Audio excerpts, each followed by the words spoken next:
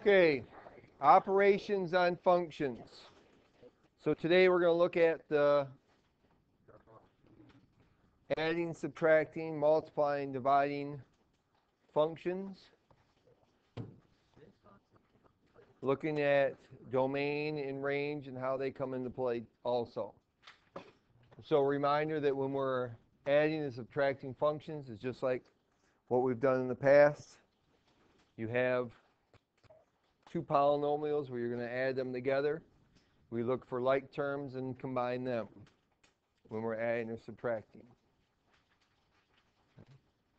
There's a couple different notations that you'll see.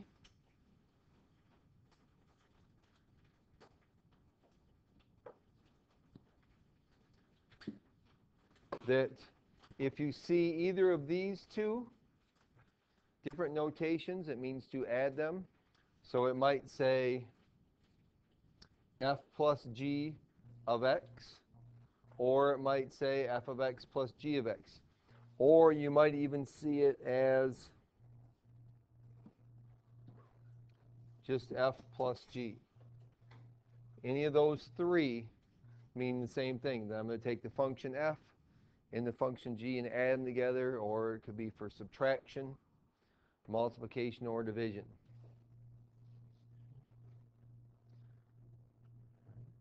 So here we have these two functions that you were asked to add and subtract. Now, if you remember in our conversations before about doing what things we can add and subtract as far as radicals, what must be true to be able to add them or subtract them? Because in this case, we're dealing with radicals. What does it mean to, what do we have to do to be able to truly add them and subtract them? What, Gio? Right, the stuff underneath the radical has to be the same. Otherwise, I just write them as the one plus the other or minus the other. Now, so in this case then, if we take f plus g, it's going to be equal to the square root of 1 minus x plus the square root of x squared minus 1.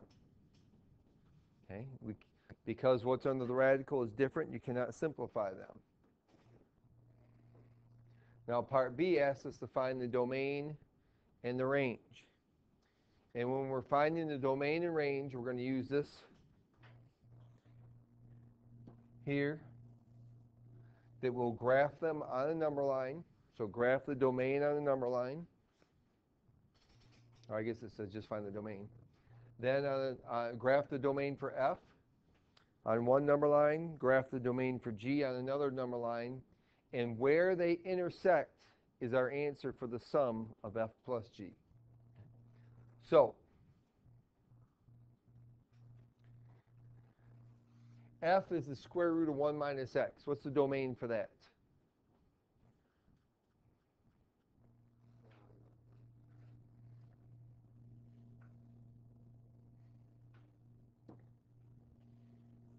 Oops.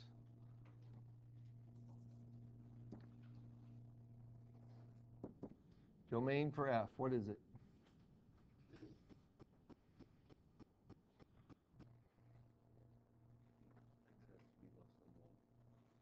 Okay, x has to be less than or equal to 1, right? Okay, how do we know that, Logan? Because if it's above 1, a negative number, which can't be solved. Okay, so what has to happen is 1 minus x has to be greater than or equal to 0, right? Okay, so x has to be less than or equal to 1. So on my number line, here's 0, positive 1, negative 1, positive 2, negative 2, and it says x has to be less than or equal to 1. So we've got a closed dot on 1 going to the left. Okay. So there's our domain for f. Domain for g.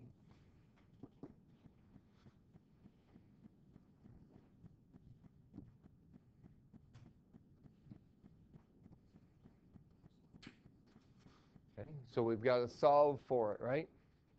So x squared minus 1 has to be greater than or equal to 0.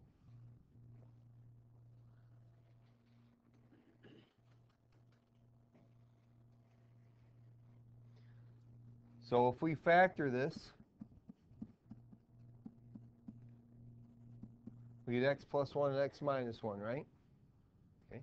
So I have a 0 at negative 1 and a 0 at positive 1.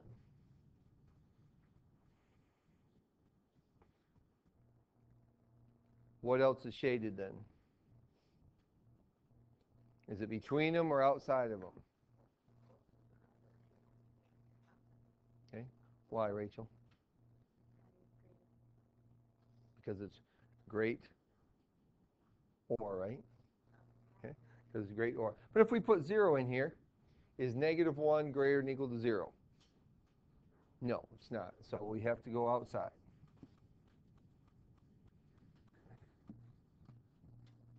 So there's the domain for G. So then the domain for F plus G is the intersection of them.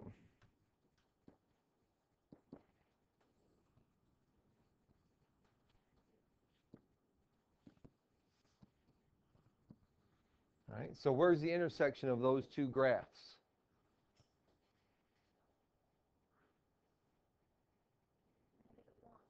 Okay, from negative 1 and less, right? Okay, so then my answer here then for the domain is going to be that x is less than or equal to negative 1.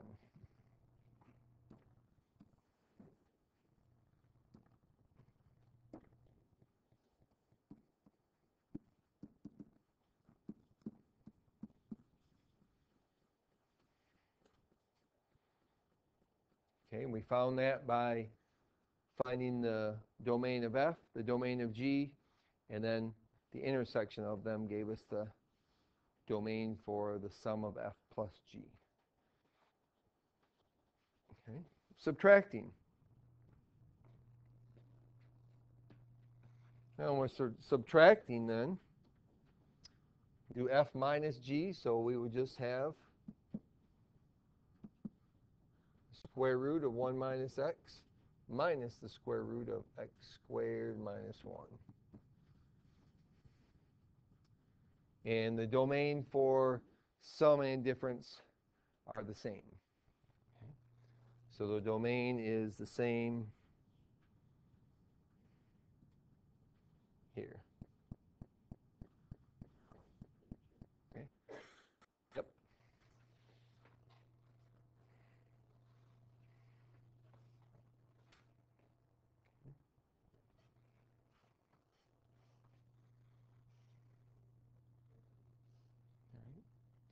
Products and quotients, all right? Multiplying them and dividing them, okay? Just like when we did multiplying and dividing of functions any other time. To find the domains, we're going to use the same process we did with adding and subtracting. There's only one difference. You need to remember that when we're dividing, we can't divide by 0. Okay, we can divide by a radical, okay? All right, but we can't divide by 0. So when we're dividing, then we have to be cautious of dividing by 0. So here we'll have get F times G, square root of 2x times the square root of x squared minus 4. And then in this case, what do we do when we're multiplying? Do we just have to write it as two separate multiplication things then? One times the other, or what? Can I do something different? Say it again? Yep. Because these radicals are, they're both square root, then I can multiply together what's under them. So this equals the square root of 2x cubed minus 8x.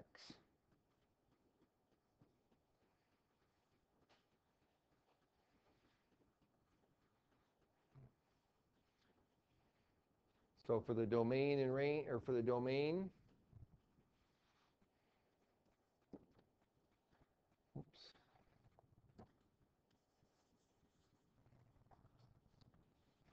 for F,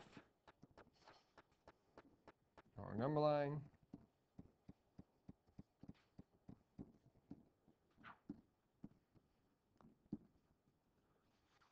Okay, what's the domain for f? Square root of 2x. What's the limitations there?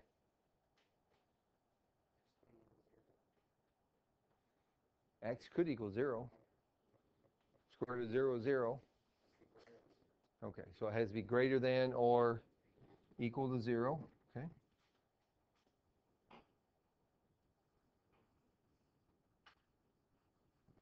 All right. For g,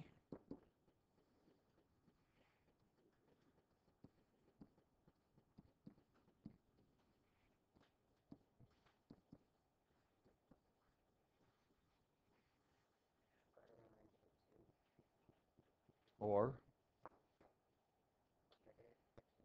okay. So here's the thing. All right, gonna tell you, here's a generalization that always is going to happen. Okay. If your radical x squared minus a squared, excuse me, okay, x squared minus a squared, it's always going to be plus or minus a going both ways, right? Because this is always going to be the x squared minus a squared has to be greater than or equal to 0. Okay? Since it's got to be greater than or equal to 0, whatever the square root of a is, I take the positive and the negative, and it's got to go away. Okay? All right, that's always. If it's the square root of the difference of two squares, okay, the domain is always greater than or equal to and less than or equal to whatever that square root is.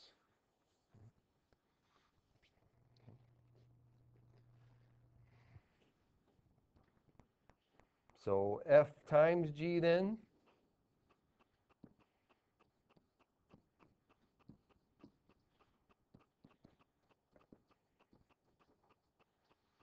where do they intersect at?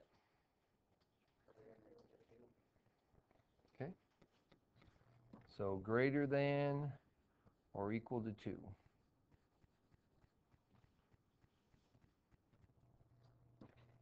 So the domain here, x is greater than or equal to 2.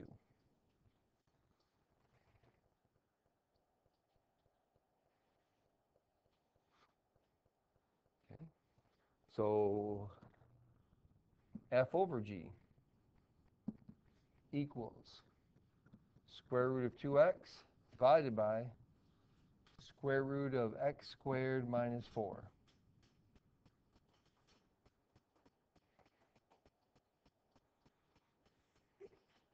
Bless you. Okay. What, Ridge?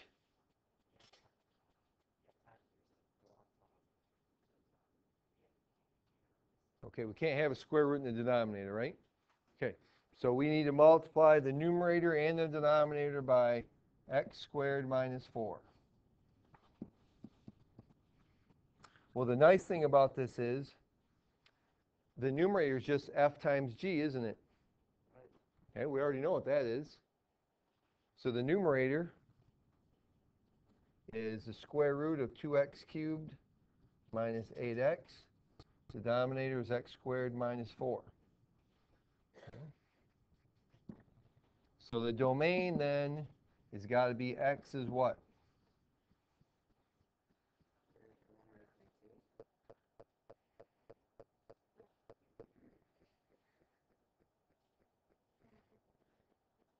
What? It cannot equal 2 because 2 makes the denominator equal to 0. So it's just like the multiplication except for it's just greater than 2, not greater than or equal to.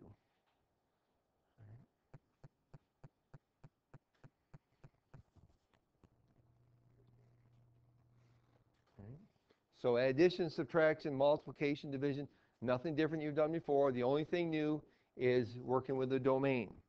And you find the domain of f, domain of G, where they intersect, that's your domain for the sum, the subtraction or the difference, multiplication, and division. And the only thing different with division is the fact that you can't divide by 0, and you have to take that into account.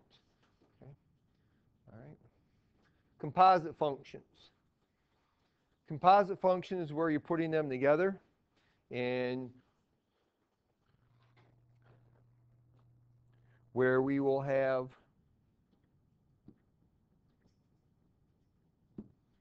g of f of x, which can be written two different ways. It can be written with the little circle there, or it can be written as g parentheses f of x. What that means is the function for f of x goes in for x in the g of x. Now, this is kind of like when we were doing the difference quotient, when you were having a hard time with the x plus 4, or the x plus h, right? X plus h was actually going in for the value of, or going in for x in each of those situations. Same thing happens here. We take whatever the function is that's on the inside, and that one replaces x and the other function. Now this problem here is right out of the book that I'm going to look at first. Example 3 is the one in the book, not on your sheet. So for this one, for letter A here, it says g of f of 2, which means this.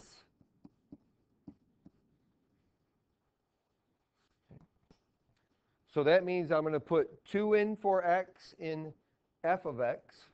So I'm going to find f of 2 first of all.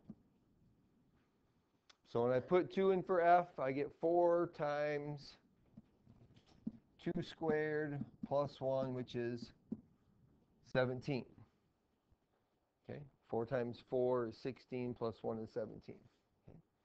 Then I will take and find g of 17. Okay. I'm working from the inside out. Okay.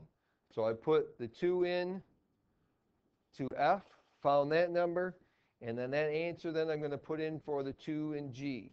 So this becomes 1 over 17 plus 2, or 1 over 19.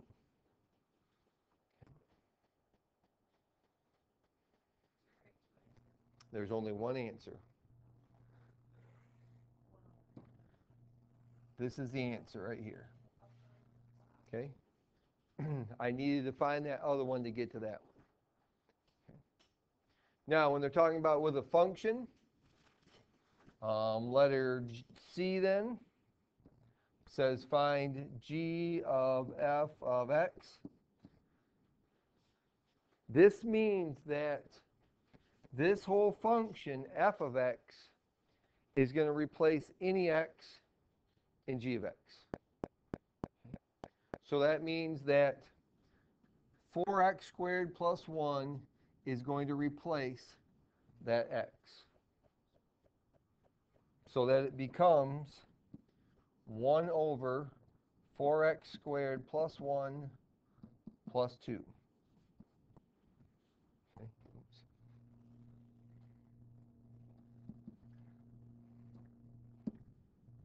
So here was my f of x. I replaced this x with it. So this is equal to 1 over 4x squared plus 3.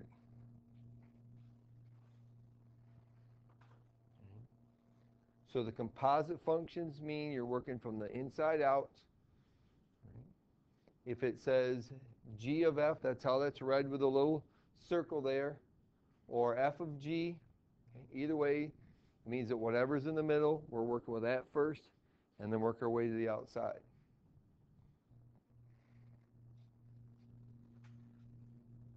So for these two, 3, A and B,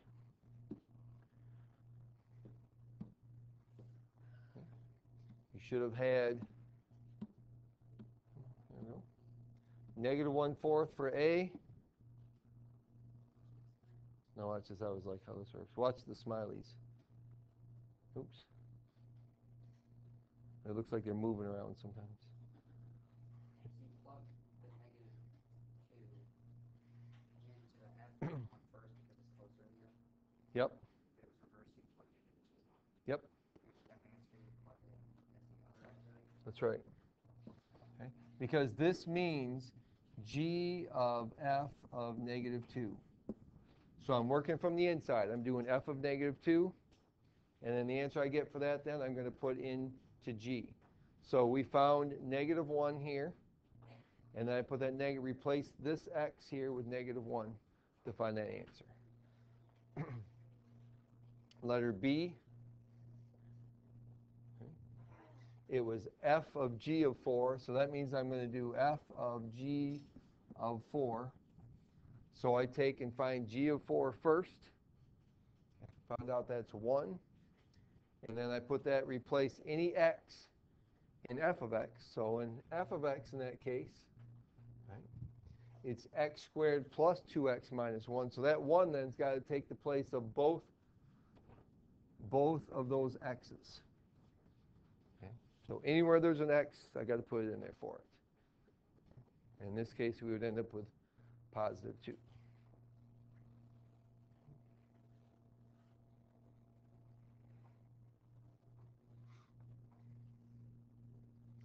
When it's a function itself,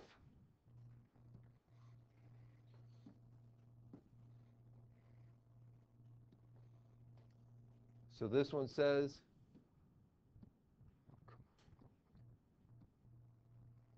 g of f of x. So I replaced, it was 1 over x minus 3.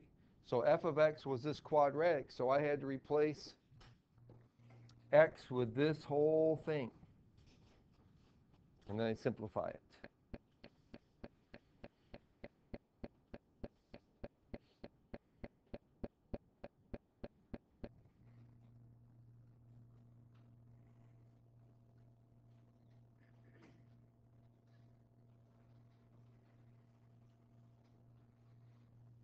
Where for this one, actually becomes a little more complicated. Just because it's x squared plus 2x. Was it x squared plus 2x minus 1? So I have to put, so this means I'm taking g of x, the 1 over x minus 3, and replacing it for this x and that one. So we have 1 over x minus 3 squared plus 2 times 1 over x minus 3 minus 1.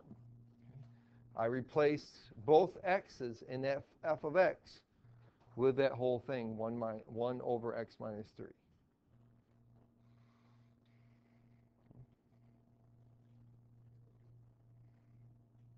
And then in this case, let's see what I did here. Yep. I will allow your simplification to be simple. Okay. Yep. So that all you had to do was that right there. Didn't have to find a common denominator and all that stuff and simplify it.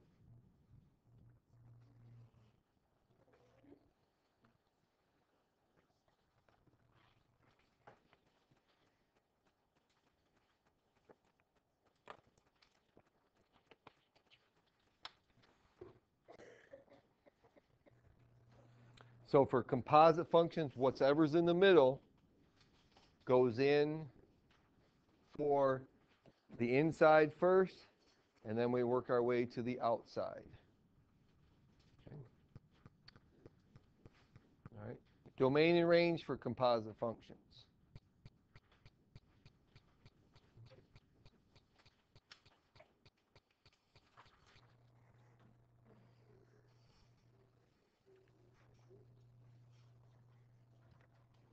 All right, this was the one in the book also.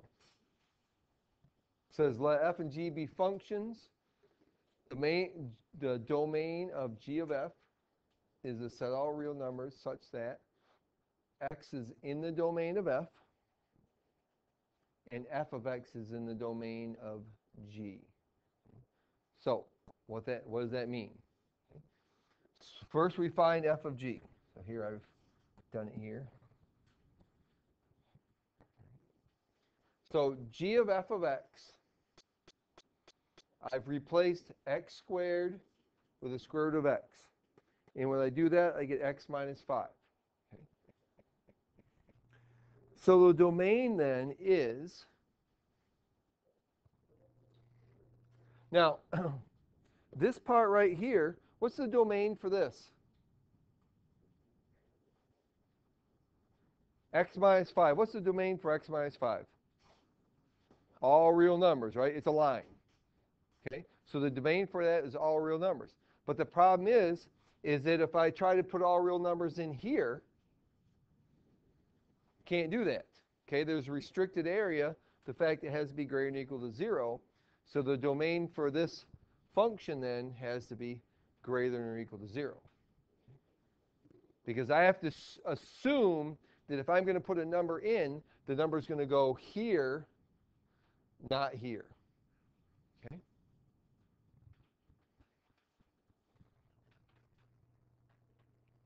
All right. And for f of g of x, now we know that this g of x has all real numbers for the domain, right? Okay. But the problem is, that's fine, but when I get to my answer here, I have a restricted domain there. And so I start out with, yep, it could be all real numbers, except I can't put all real numbers in here because I can't take the square root of a negative number. So the value of x then has to be either less than or equal to the negative square root of 5 or greater than or equal to the square root of 5. Okay? Which we just talked about that, right? Under the radical, x squared minus a squared. Okay?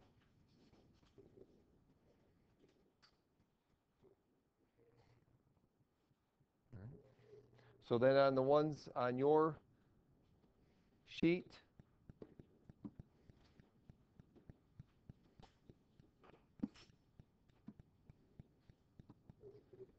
letter A, g of f was x minus 3.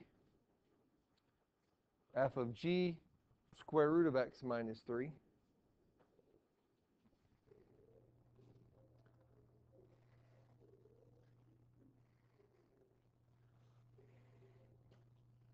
So the domain for this could be all real numbers.